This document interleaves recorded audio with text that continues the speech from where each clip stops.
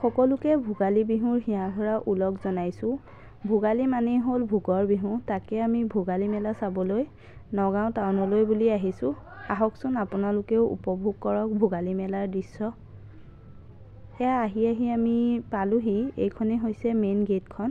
এইফালেদি সোমাই গৈ আছোঁ আৰু আহিয়েই প্ৰথমে পালোঁ এই কফি আৰু পপকৰ্নৰ দোকানখন। দেখিছানে? তাই মোক ইমান জোৰ কৰিছে মই নাখাওঁ কওঁতেও। ইয়াত আহি আৰু এটা নতুন বস্তু দেখিলোঁ। এই বস্তুটোৰ নাম হৈছে বোলে কিবা ঘটি গৰম। ঘটিটো মানে অঙঠাত দি গৰম কৰি তাৰপিছত কিবা মিছলৰ টাইপ বনাই দিয়ে। দেখিছানে? ভাইটিটোৱে বনাই আছে। তাকো খাওঁ বুলি অলপ ল'লোঁ আৰু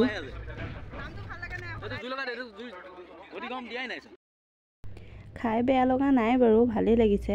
আপোনালোকে যদি আহে এবাৰ চাবচোন খাই পেলাই।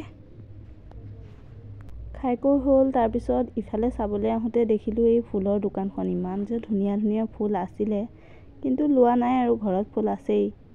আহকচোন আগলৈ গৈ থাকোঁ। এইফালে দেখিছোঁ এই আইতা দুগৰাকীয়ে ধুনীয়াকৈ তাঁতশালখন লৈ গৈছে। আমিও এই গেটখনৰ ভিতৰলৈ সোমাই আহিলোঁ কি আছে বুলি। দেখিছেনে? মহ দুটা খেৰেৰে বনাই থৈছে ইমান ধুনীয়াকৈ জোচ লাগি থকা। ইয়াতে ফটো উঠিবলৈ বৰ ধুনীয়া জেগা বনাই থৈছে। তাকে আমিও আহিলোঁ। এইখিনি দেখিছেনে? ঢোল আৰু পেঁপা ইমান ধুনীয়াকৈ সজাইছে। ইয়াত বোলে চেলফি উঠিব পাৰি। এইটো হ'ল ডিমাচা গৃহ।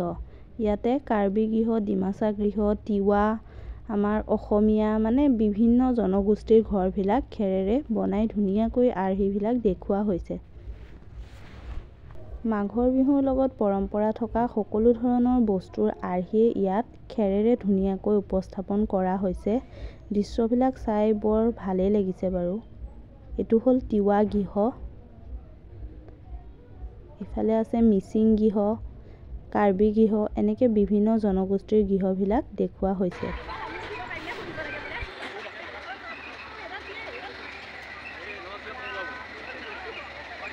গোটেই মেলাখন ঘূৰি পকি লাষ্টত আমি আহিলোঁ ভাগ্য পৰীক্ষা কৰোঁ বুলি।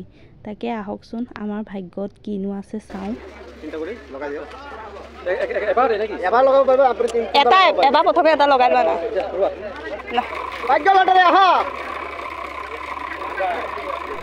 পিছে আমাৰ ভাগ্যত একোৱেই নালাগিলে। তেওঁ এইটো আৰু মনোৰঞ্জনৰ কাৰণে খেলাহে এটা খেল। শেষত আমি ঘৰলৈ উভতিবলৈ আহোঁতে দেখিলোঁ ইয়াতে ফটো উঠিবলৈ ইমান ধুনীয়া জেগা বনাইছে। ফটো উঠিলোঁ আৰু ফুচকা অলপ খাই দিলোঁ আৰু দেখি পেলাই। খাই বৈ এতিয়া ধুনীয়াকৈ ঘৰা-ঘৰি যাম আৰু মেলাখন উপভোগ কৰি ভালেই লাগিল বাৰু। শেষত সকলোকে আকৌ এবাৰ মাঘ বিহুৰ ওলগ জনালোঁ।